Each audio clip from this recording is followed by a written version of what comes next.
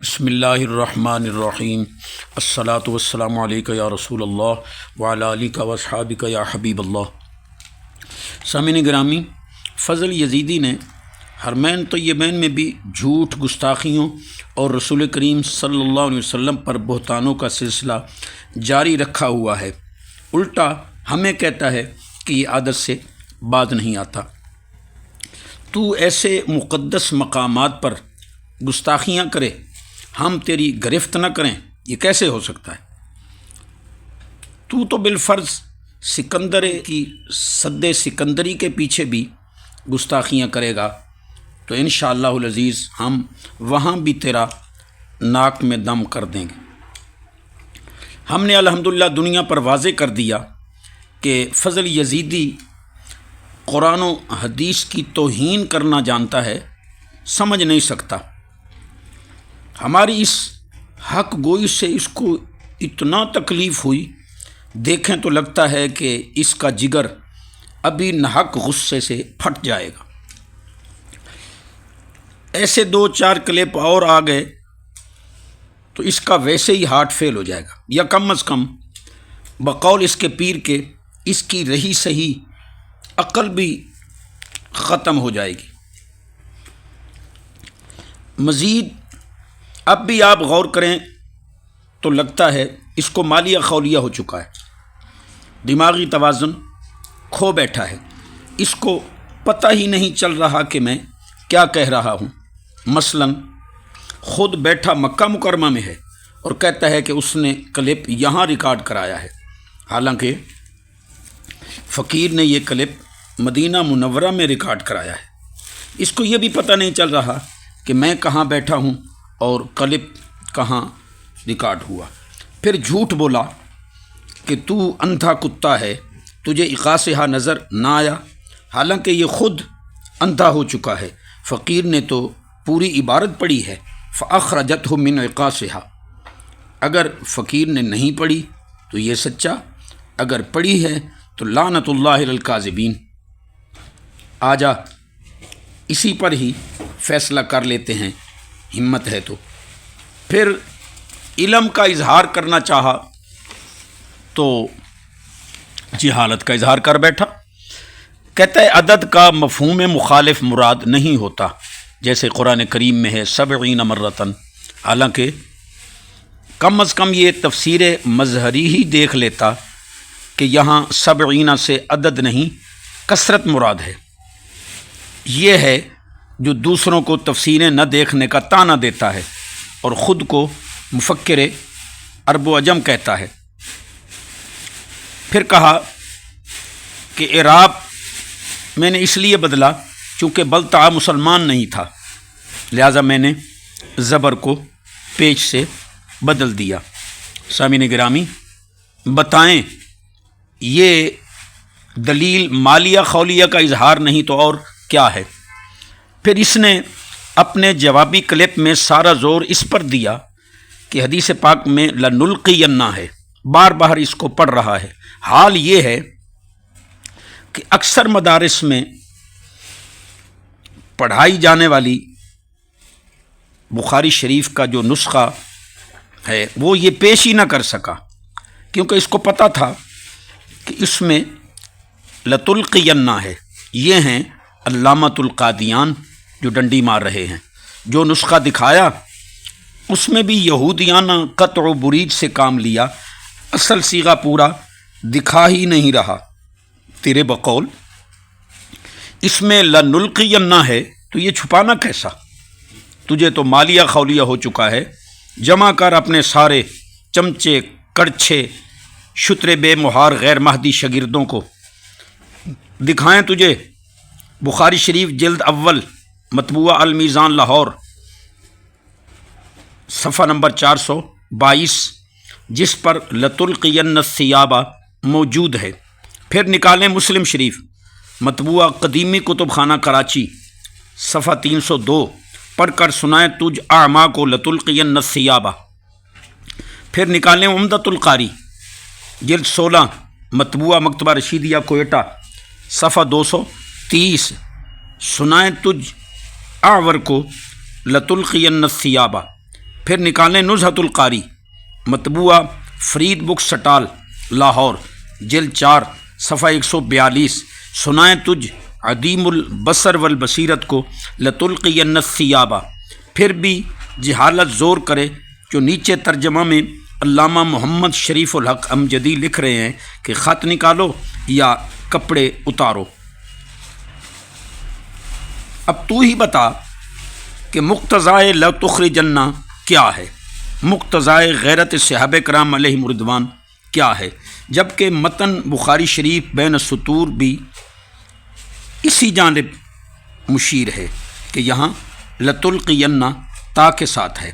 بئیں ہمہ دلائل بھی تعارض تو نے خود نکالا، ہمارا مقصد تو تیری گرفت تھی جو تو نے حدیث پاک پر جھوٹ بولا کہ اس عورت نے کہا کہ مجھے ہاتھ نہ لگانا، میں خط نکال دیتی ہوں۔ اگر تو کذاب نہیں ہے تو دکھا اس حدیث پاک کے عربی متن میں یہ مضمون۔ پھر تو نے بڑی بغیرتی سے یہ تاثر دینا چاہا کہ صحابہ کرام علیہم رضوان نے معاذ اللہ دست درازی کی کوشش کی تو اس عورت نے کہا مجھے ہاتھ نہ لگانا، اسی لیے ہم نے تجھے امام البغیرت کہا تھا۔ ہمارے اس دعویٰ پر تیری دوسری بغیرتی بہت بڑی دلیل ہے جو تو نے کہا کہ وہ عورت کپڑے اتار دیتی اور ننگی ہو جاتی تو صحابہ کرام کی کیا حالت ہوتی۔ لعنت ہے تیری اس کفر امیز گستاخی اور سوال اور سوچ پر۔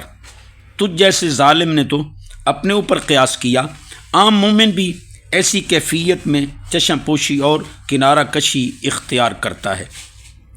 تو صحابہ کرام علیہم رضوان کے متعلق ایسی غلیظ سوچ رکھتا ہے، تجھ سے تو وہ کافرہ عورت ہی غیرت مند نکلی جس نے بقول تیرے کہا کہ مجھے ہاتھ نہ لگانا، میں خود خط نکال دیتی ہوں، اور تو کہتا ہے کہ صحابہ کرام علیہم رضوان کی کیا حالت ہوتی اگر وہ عورت کپڑے اتار دیتی۔ معاذ اللہ ثم معاذ اللہ۔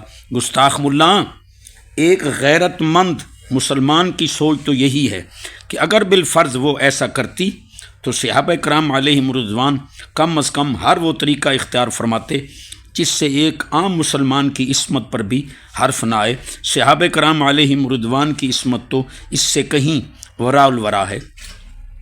تیری اسی بدباطنی کی بنا پر ہم نے تجھے کہا کہ لتلقین ہی زیادہ درست ہے۔ اس فضل یزیدی کے حواریوں سے درد مندانہ گزارش ہے، اس پر ترس کھاؤ، لے جاؤ اس کو پاگل خانے یا باندھو اس کو دیوان حاجی شیر علیہ رحمت کے دربار پر، اللہ تعالیٰ اس کو شفا دے اور یہ گستاخیوں سے باز آ جائے۔ ہم تو اب بھی دعا ہی دے رہے ہیں۔ پھر تو حوالہ دے رہا ہے بخاری شریف کا جس میں 2 اور صحابہ کرام کا ذکر ہے، اب کہتا ہے اختلاف روایات ہے، کبھی کہتا ہے حضرت مقداد رضی اللہ تعالیٰ عنہ کی جگہ حضرت ابو مرثد غنوی رضی اللہ تعالیٰ عنہ تھے، کیا شخصیت بدلنے سے ایک ہو جاتا ہے؟ پھر تو حسر کر رہا ہے کہ ایک اور صحابی تھے، اختلاف روایات تجھے کیسے مفید ہے؟ عقل تو جناب کی ٹھکانے پر ہے نہیں۔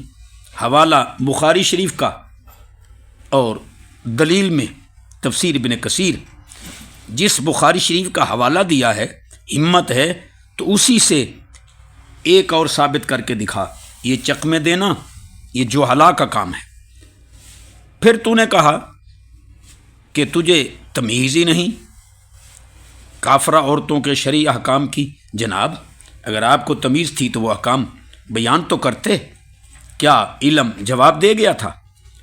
پھر تو نے حدیث پاک اور صحابی پاک پر بہتان باندھا کہ خط بھیجنے کی وجہ سامان یا مال تھا۔ مفکر عرب و عجم تو کہلاتا ہے، شرم تجھے آتی نہیں؟ حدیث کو بدل رہا ہے۔ یحمون قرابتی، تو کہتا ہے کہ سامان یا مال تھا، اور پھر جھوٹا الزام فقیر پر کہ اس نے حدیث کو بدلا ہے۔ الحمدللہ فقیر نے حدیث کا ایک لفظ بھی نہیں بدلا، ورنہ ہمت ہے تو نشاندہی کر۔ پھر تو نے اپنی شکست تو خود تسلیم کر لی ہے، ہمیں کہنے کی ضرورت ہی پیش نہ آئی۔ ہم نے کہا تھا نمبر وار جواب دے، تو نہ دے سکا، بلکہ ہماری تردید نہ کر کے تو نے ہمارے حقائق کو ہی تسلیم کر لیا ہے، جو کہ الحمدللہ ہماری فتح ہے۔ ہم نے کہا تھا قدمین شریفین کی جانب تو پاؤں کھڑے کر کے بیٹھا بے ادبی کر رہا ہے، اس کی تردید تو نے نہ کر کے خود کو بے ادب تسلیم کر لیا۔ ہم نے کہا تھا کہ احد شریف کے دامن میں نعت شریف سنتے ہوئے ہاتھ پیچھے باندھے تو متکبرانہ انداز میں گستاخی کر رہا ہے، اس کا جواب بھی تو نہ دے کر اپنے آپ کو گستاخ و متکبر مان چکا ہے۔ ہم نے کہا تھا کہ بریلی شریف کے فتویٰ سے تو مرتد ہے، تردید نہ کر کے تو نے خود کو مرتد بھی مان لیا۔ ہم نے کہا تھا کہ تو امام حسین رضی اللہ تعالیٰ عنہ کو بھونکتا ہے، تردید نہ کر کے تو نے خود کو گستاخ اہل بیت بھی تسلیم کر لیا۔ ہم نے کہا تھا کہ مرتد کو اسلامی کتب رکھنے کا حق نہیں ہے، وہ بھی تو نے تسلیم کر لیا۔ ہم نے کہا تھا کہ تو مسلک کا بیڑا غرق کر رہا ہے، اس کو بھی تو نے تسلیم کر لیا۔ ہم نے کہا تھا کہ تجھ جیسے موذی حرمین شریفین میں جہالتیں دکھانے اور گستاخیاں کرنے کے لیے آتے ہیں، اس کی بھی تو تردید نہ کر کے خود کو موذی، جاہل اور کذاب مان چکا ہے۔ حرمین طیبین میں بھی تیری غلیظ ترین فحش گالیوں کو سن کر تیرے سبی ہونے میں تو کوئی شک کر ہی نہیں سکتا۔ ہم نے کہا تھا کہ تو بار بار ویڈیو سے توبہ بھی کرتا ہے، حرام بھی کہتا ہے، پھر اسی کو استعمال بھی کر رہا ہے، اور وہ بھی حرمین طیبین میں، اس کی بھی تو نے تردید نہ کر کے خود کو مرتکب حرام ہونے کا اعتراف کیا۔ جناب کو یاد ہے کہ قانون ہے السکوت فی معرض البیان بیان، تمہارا سکوت ہی رضا ہے، اور لاجواب ہونا ان حقائق کو تسلیم کرنا ہے۔ اعراب بدلنے کی غلطی تو ویسے ہی تسلیم کر چکا ہے، پھر سوالات کے جواب نہ دے کر بھی تو کتنے ڈھیٹ پن سے کہتا ہے کہ سودا نقد ہے، ہم ادھار نہیں رکھتے۔ ان سارے سوالوں کے جوابات تیرا باپ دے گا۔ اذا فاتک الحیاء ففعل ما شئت، جب تیرے اندر حیا ہی نہیں رہی تو جو مرضی آئے کہتا۔ پھر مزے کی بات یہ ہے کہ ایسی جہالت کے ہوتے ہوئے تو کہہ رہا ہے کہ میری تحقیق سے جلتے ہیں۔ ہاں، باقی تیری لغویات و مغلظات کا جواب انشاءاللہ العزیز پاکستان میں تیری ہی زبان میں دیا جائے گا۔ ہم تیری طرح یہاں حرمین طیبین کا تقدس پامال نہیں کرنا چاہتے۔ بارے دیگر ہم تجھے چیلنج کرتے ہیں کہ تیرے اندر علم اور غیرت کی رتی ہے تو ہر ایک سوال کا نمبر وار جواب دے کر جانا۔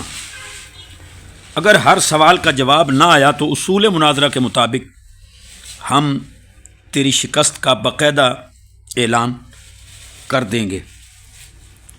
جو لوگ اس فضل یزیدی کی گستاخیوں، کفریات اور اس کے مرتد ہونے کے فتوے کو دیکھ کر بھی اس کو نہیں چھوڑ رہے، وہ موت، قبر و حشر کا سوچیں۔ اللہ رسول کو کیا منہ دکھائیں گے؟